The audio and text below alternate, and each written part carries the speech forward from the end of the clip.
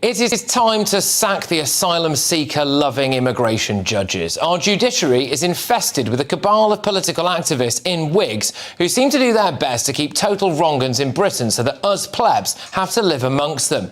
Let's look at some bonkers cases. Judge Fiona Beach, an immigration judge who was formerly a director of Asylum Aid and represented migrants pro bono on behalf of the Bail for Immigration detainees. She let a knife-wielding, drug-dealing sex criminal stay because she said that the evidence showed he was not a, quote, sufficiently serious threat.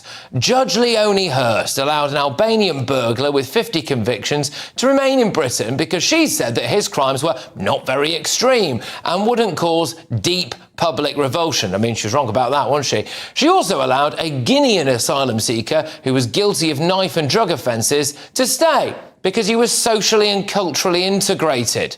She was also involved in a 2015 litigation that ended fast-track decisions while migrants were held in removal centres. Hey, look, shock horror. It turns out that she served as a director at the now-closed Refugee Legal Centre while working as a barrister in the mid-2000s. Let's whiz ourselves on now to Judge Rebecca Chapman.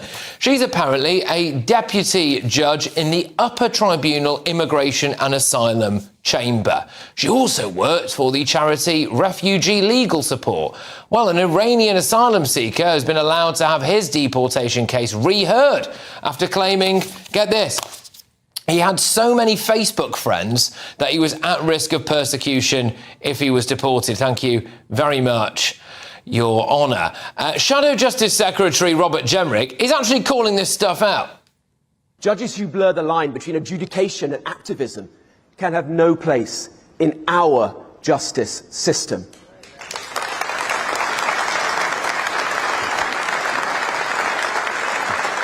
Which is why we won't just tinker with a broken system and reform immigration tribunals. We will abolish them, once and for all. One of the people that he name-checks is this guy. For his appointment, Judge Symes volunteered for bail for immigration detainees. Even after his appointment, he takes public positions on social media on illegal migration proposals.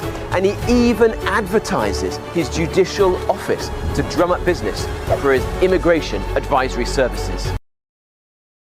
Yeah, I mean, I just had a look at that charity group earlier and it is actually crystal clear. Now, get this is a quote. We dream of a world free of immigration detention, where people are not deprived of their liberty or deported from their home. We aim to end immigration detention in the UK. It's a judge. Here's Judge Canavan. She refused to deport a Jamaican convicted rapist and crack cocaine dealer, accepting that they'd face persecution or indeed hardship if deported. She was previously a refugee charity caseworker and volunteered on cases, you guessed it, preventing deportation. Just to round us off, Robert Jenrick's uncovered another one, Judge Heaven. Judge Heaven. She spent 5 years before she became a judge volunteering for bail for immigration detainees. And even after becoming a judge, she took to social media to celebrate the defeat of the government's Rwanda plan. These people should have no place in our justice system. Yep.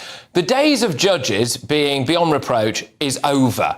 The establishment hate it. Just look at Emily Maitlis's barely concealed fury that Robert Jenrick dared to call this stuff out.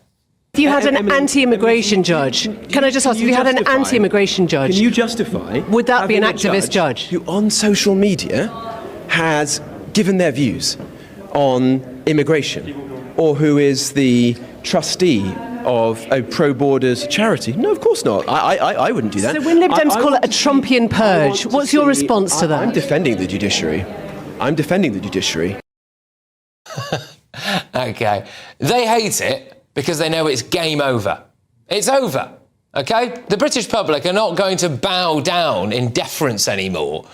If they don't like it, they can leave the profession and go and work for refugee charities, like Baroness Brenda Hale, the former president of the Supreme Court. She heard many cases involving refugees and asylum seekers. After retiring, she became a commissioner for the Commission of the Integration of Refugees. Well, I'm sorry, but GB News is here now, and we're not too scared to call this stuff out. I find it very hard to believe that this procession of pro-refugee asylum seeker lovers managed to leave their personal views at the door when they walked into the courtroom. Let's get the views of my panel. We, of course, have Reform Councillor Jamie McKeever, the Telegraph's Poppy Coburn, and journalist Jonathan Lis. Jamie, I'll start with you on this. I mean, game's up, isn't it, now, for these judges? Yeah, They've been rumbled. They have, and I think the public actually could see this was happening. I think the British people could see this happening, some absurd decisions that have come out of our judiciary. And, I would take it down even to at a lower court level. If you just look recently at the sentencing of 3 men for public disorder in Epping, who have got a tougher sentence than the individual that sexually assaulted a 14-year-old schoolgirl. I think we are seeing this across the judiciary, and I think it is wrong, but I think the British people have seen right through it, and I think Robert Jenrick is right to call it out, but it's, again, the same question with every Conservative politician.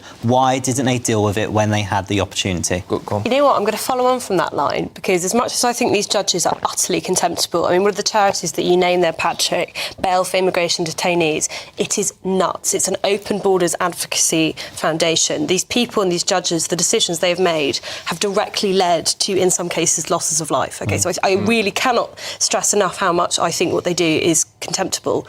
But how do you actually ensure that we have a sensible immigration system? Judges don't write laws. Parliament does. Politicians do. Robert Jenrick was immigration minister at one point. If you want to get a full overhaul of the immigration system where these cases don't even get to appeal in the first place, change the law through Parliament, then we can get The only thing I would say, before I come to Jonathan on this, the only thing I would say on that is that some of their interpretations of the law have been so bonkers that it can only have come... The law is quite badly written. From open border fanatics. But even things like when you look at a balding, grey-haired, 6'5" Sudanese man and you just decide that he's probably 16. I think you have to be an open border refugee fanatic. So let's be harsher. I don't trust these people at all. Let's say, sorry, you don't get to do judicial review on immigration decisions anymore. Sorry, you've abused the power too much. You don't have it anymore. That's something that the government could actually do. Jonathan, they've been rumbled, haven't they? The game's up. They've had a good run, these judges, but frankly, it's a new era now, and we need to just accept that they're riddled with pro-refugee bias. No, funnily enough, I don't think that, Patrick. I think that if you want to go down the route of the United States, where the judiciary becomes a viciously partisan theatre, where competing presidents decide to stack the court, the Supreme Court and every court down in their political favour, ending up with a country like the United States, which is basically ungovernable and completely riven, then great, go ahead with Jenrick's plan. No, funnily enough, I actually agree with something that Poppy said, which is that judges do not write laws. And we have laws, and judges interpret them. Now, you may disagree with judges' interpretations, and I frequently do as well, but you have to depend on the fact that people may have their own views, but they are also professionals and they can exercise judgment. I don't believe that. Well, I think that's a conspiracy theory. It's not a conspiracy theory. How can you have someone who literally works, or has worked anyway, for a charity whose stated aim is to end any detention for illegal migrants or refugees or whatever, which is basically an open border fanatic thing? How can you possibly say... It's not open borders, Patrick. No one's saying that we need to abolish Britain's borders. No one is saying that. Bail for immigration detainees is saying that. No one's saying that every single person in the country should be allowed in without any question. They really are. They are an open border. Well, I've never seen anyone say that there should be... that anyone can... Well, so the United Kingdom clearly has a capacity issue eventually. I've never... If there is someone who says that that 8 billion people can come and live in the UK, I'd be very interested to hear it. Aren't they kind of saying that? Yes, they are. Well, I would disagree with that. I've never heard anyone say that. Just a moment. I have heard people say this before. I've written about it extensively, looking into these immigration charities. I think it shocks a lot of people who are fair-minded liberals about how extreme some of these groups really are. I agree that they are not representative of all liberal opinion on this subject, but there are people who are total hardliners. They think there should be absolutely no borders of violence. That's just the concept, borders of violence entirely. So no immigration detention, which means effectively you can't stop anyone from coming in. No stopping of any boats, no deportation flights. They'll block every single one. There are people who do believe in open borders in this country. Also, most people would, by the way, Jonathan, probably swap the government of the United States of America with this government any day of the week and actually have controlled borders. And secondly, Trump is this very unpopular in this is country. actually about our very broken constitution, albeit in its uncodified form, because what Tony Blair did when he destroyed our unwritten constitution was when he took the judiciary away from Parliament, and it's lost that accountability. They've been able to get away with so much for many, many years because that Parliament isn't able to hold them accountable with so many of these awful things. And if you was to have the judiciary back where it should be, in the House of Lords, with that ability to hold people to account, you would be able to stop a lot of this, but they've been able to get away with it on their own for far too long. Well, I mean, the law lords are always separate from the House of Lords in general. I mean, you kind of mainly just change the venue where they meet. It should be sovereign, and we should always... I think you should have a separation of powers. That was important. It's not happening. Just those public, because I think, you know, if the way around, if people are getting so worked up about the kind of language that Robert Jenrick used there, and by the way, we're also touching on things he said about Birmingham, which he was just right about earlier on. You know, if there was so, they shouldn't have let it get to this stage, should they? A procession of completely inexplicable rulings on immigration cases that only make sense if you look at it from the standpoint of the fact that maybe this judge is of the view that basically all refugees should stay in Britain. They didn't have to let it get to this stage, did they? And it's been literally happening my entire lifetime, Patrick. Don't want to call myself out too much here, but a couple of years ago, I was looking through historic cases of asylum appeals. There was one woman who seemed to be going through the system for literally half the time I'd been alive, just going backwards and backwards and forwards with these legal charities. And eventually she got a judge who was sympathetic to these views, that despite not having a valid claim to remain in the UK, really none at all, at that point she'd been here for so long that the judge went, oh, well, you may as well just stay.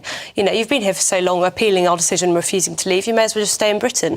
This is the sort of thing that degrades trust in institutions like this. And I do understand your argument, by the way. I actually don't want a politicised system. What I want to say is that you should have been calling out the politicisation of the system sooner, before it became a reaction on the part of the right. The right are not just saying this from nowhere. There have been cases that have really, really aggregated the public, and understandably so. So that lack of trust starts in one direction. I'm not sure it's the direction. Poppy, I think it's a fallacy to suggest that only the right wing has problems with the judicial structure in the United Kingdom. There are a lot of lefties, I can assure you, who also have extreme fundamental problems with the way that the policing works in this country, the way the courts work. So you agree we need reform? Completely, we need reform, and I think that there is huge overreach in government power on probably different issues from the ones that you think the government overreaches on. But absolutely, the court system needs reform. And Robert Jenrick, who oversaw, along with his party, more than £1 billion of cuts in the judicial system, and the swinging austerity, which has left the longest backlog in the courts that we've ever seen, is not the person to be talking about this. Well, we're going to have to whiz it on. A spokesperson for the judiciary has told us, in each case, judges make decisions based on the evidence and arguments presented and apply the law as it stands. So that is their statement. And look, obviously, every single judge that I have mentioned there will no doubt categorically say that they are entirely independently minded, they're just doing the job, and that they have never brought political bias into any courtroom. So that's good.